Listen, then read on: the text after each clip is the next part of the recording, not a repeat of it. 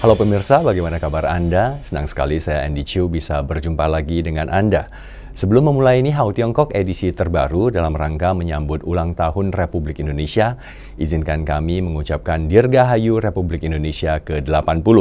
Semangat persatuan adalah kekuatan kita menuju masa depan gemilang. Merdeka! Berikut berita-berita terkait yang telah kami himpun untuk Anda. Kita masuk ke berita pertama. Fu Chong, perwakilan tetap Tiongkok untuk Perserikatan Bangsa-Bangsa, mengatakan Tiongkok dengan tegas menentang segala upaya untuk mengambil alih Gaza. Berbicara dalam pertemuan darurat Dewan Keamanan PBB mengenai rencana Israel untuk mengambil alih kota Gaza pada Minggu 10 Agustus 2025 lalu di New York, Fu mengatakan Dewan Keamanan PBB dan komunitas internasional harus mengambil tindakan tegas dan diperlukan sebelum bencana kemanusiaan yang lebih besar meletus. 近日，以色列安全内阁批准接管加沙计划，中方对此表示严重关切，敦促以色列立即停止危险举动。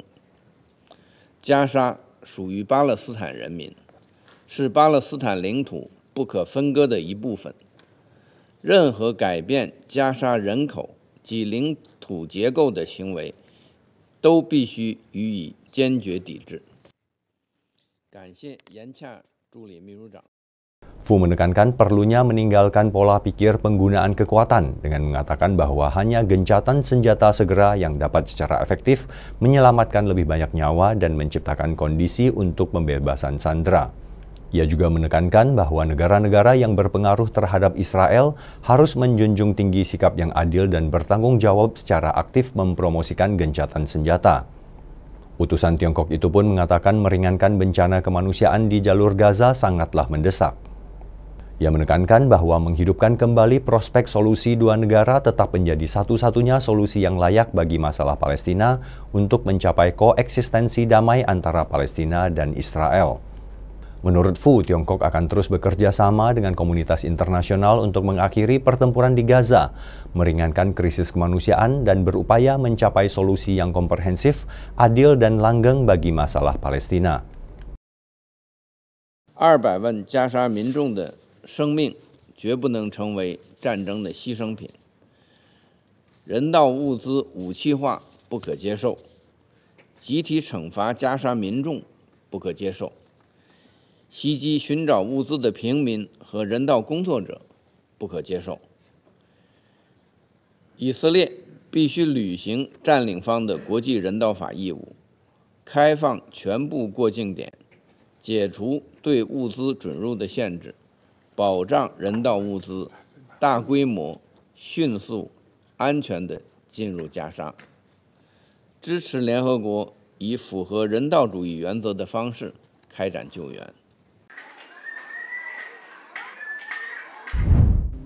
Sebuah proyek kabel listrik bawah laut yang besar bernama Ariadne Interconnection telah berhasil menghubungkan pulau Kreta di Yunani ke jaringan listrik daratan negara tersebut, menandai tonggak transformatif dalam transisi energi bersih di kawasan Mediterania dan contoh penting kerjasama energi antara Eropa dan Tiongkok.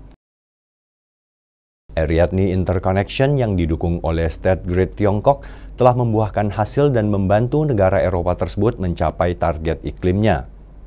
Membentang sepanjang 335 km, melintasi Laut Aegea dan menyelam lebih dari 1.000 meter di kedalaman, kabel ini termasuk di antara kabel listrik arus searah tegangan tinggi atau High Voltage Direct Currents atau HVDC. Kabel ini termasuk di antara kabel listrik arus searah tegangan tinggi atau High Voltage Direct Currents atau HVDC terdalam di dunia. Kabel itu menghubungkan Heraklion, kota terbesar sekaligus ibu kota administratif Kreta, dengan ibu kota Yunani Athena yang memungkinkan transmisi listrik hingga 1 gigawatt. Infrastruktur penting ini bertujuan untuk mengurangi ketergantungan Kreta pada pembangkit listrik berbahan bakar minyak yang sudah usang. Dengan beralih ke daya yang lebih bersih dan stabil di daratan, proyek ini diharapkan dapat mengurangi lebih dari 400.000 ton emisi karbon dioksida setiap tahunnya dan menghemat jutaan euro biaya bahan bakar.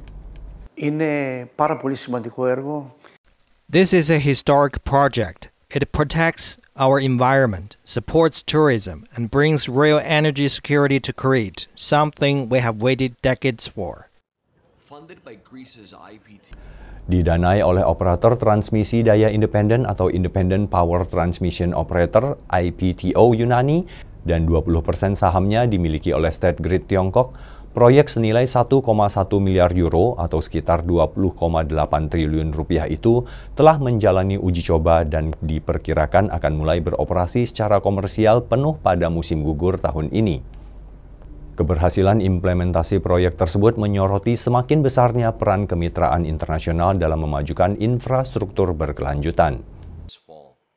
State Grid will keep promoting openness and cooperation and work with partners like IPTO to encourage professional exchange, share expertise, and advance common goals, such as energy security and lower carbon development. Each line has already passed full load.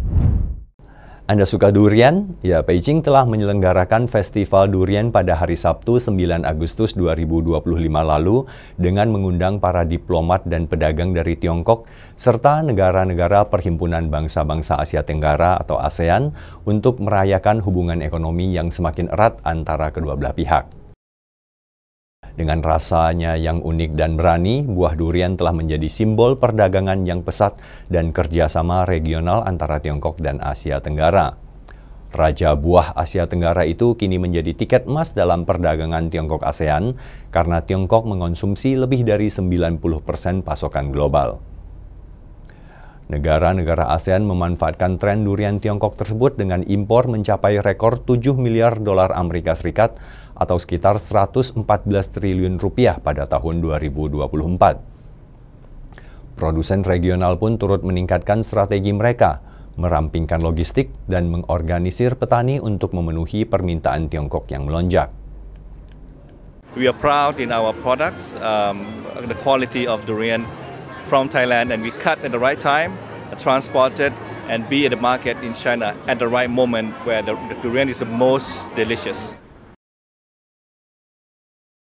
Adapun negara lain, khususnya Indonesia, berfokus pada penyempurnaan cita rasa dengan penekanan pada apa yang membuat buah dari negara mereka istimewa. Dengan kawasan perdagangan bebas Tiongkok ASEAN yang kini memasuki tahun ke-15, hambatan perdagangan semakin memudar dan kemitraan semakin erat, mulai dari durian hingga ekonomi digital. Seiring berkembangnya perdagangan durian, demikian pula visi Asia yang terhubung dengan kerjasama menghasilkan imbalan yang sama berharganya dengan buah itu sendiri. Most of our islands are volcanic islands, and the soil, the volcanic ashes, integrated into the soil to many of the durian trees that gives us a certain flavor, which is not easy to replicate if you don't have the volcanoes. China's soaring demand, ties and regional. Film pembantaian Nanjing produksi Tiongkok berjudul Dead to Rights telah tayang perdana di Washington DC dan Toronto dan berhasil menyentuh hati penonton dalam mengenang sejarah dan menghargai perdamaian. Film ini berkisah tentang sekelompok warga sipil Tiongkok yang berlindung di sebuah studio fotografi selama pendudukan brutal pasukan agresor Jepang di Nanjing pada tahun 1937. Dalam upaya putus asa untuk bertahan hidup, mereka terpaksa membantu seorang fotografer militer Jepang dalam mencetak negatif film hanya untuk menemukan bahwa negatif film tersebut berisi bukti kekejaman yang dilakukan oleh pasukan Jepang di seluruh kota. Mereka diam-diam menyimpan negatif film tersebut dan mempertaruhkan nyawa mereka untuk mengirimkannya ke dunia luar, berharap kebenaran akan terungkap. Film masa perang itu ditayangkan perdana di Washington DC pada hari Rabu 6 Agustus 2025 lalu, dengan Duta Besar Tiongkok untuk Amerika Serikat Xie Feng menghadiri acara tersebut dan menyampaikan sambutan. Xie mengatakan film ini berfungsi sebagai pengingat akan kekejaman perang dan betapa berharganya perdamaian, mendorong orang-orang untuk belajar dari sejarah dan bekerja menuju masa depan yang lebih baik. Setelah pemutaran dan penonton mengaku sangat tersentuh dan masih mencerna dampak emosionalnya. 这部电影拍得非常好，把当时实际的情景用一个照相馆来表达出来，导演、演员都是一流。而且这部片子我认为应该有英语版，不只是要英语版，有多国语言的版，向全世界公诸南京大屠杀。 Adapun di Kanada, lebih dari 700 orang menghadiri acara pemutaran perdana di Vancouver, Ottawa, dan Toronto. Salah satu penonton mengaku terkejut lantaran tidak tahu ada peristiwa pembantaian Nanjing pada Perang Dunia Kedua. Shock. I did not know that this happened to the Chinese during World War II. It was hard to look at some of the scenes. They were so real. This movie felt so real to me that it was painful at some times, but I think it needed to be said. Memperingati 80 tahun kemenangan Perang Anti-Fasis Dunia dan 75 tahun hubungan diplomatik Indonesia-Tiongkok, China Media Group atau CMG bekerja sama dengan Barata Online Indonesia mengadakan kegiatan komunikasi interaktif global Sayap Perdamaian atau Peace Wings di Jalan Jenderal Sudirman, Jakarta. Dengan tema menyerukan perdamaian, berdoa untuk perdamaian. Kegiatan ini menggunakan aktivitas flash mob yang digemari generasi Z untuk mempromosikan dan meningkatkan kesadaran masyarakat Indonesia dan Tiongkok, khususnya generasi muda untuk menyerukan perdamaian, berdoa untuk perdamaian, dan menghargai perdamaian. Pada Minggu pagi 3 Agustus 2025, ratusan peserta yang terdiri dari penari, pelajar, mahasiswa, penyanyi, influencer, dan masyarakat umum memadati sekitar patung Jenderal Sudirman. Dengan lagu Ruyen atau seperti yang didambakan sebagai musik latar, mereka berekspresi melalui gerakan bertema sayap perdamaian yang bermakna anti-perang. Lagu Ruyen yang viral di Indonesia melalui platform TikTok dengan cepat menarik perhatian dan disukai netizen Indonesia. Melodi dan liriknya yang mengharukan, yang menyanyikan tentang kepahlawanan dan rasa syukur hidup di era damai, banyak digunakan sebagai musik latar konten media sosial di Indonesia. Di dunia maya juga banyak penyanyi dan influencer Indonesia yang mengcover lagu Ruyen dan mendapatkan jutaan like.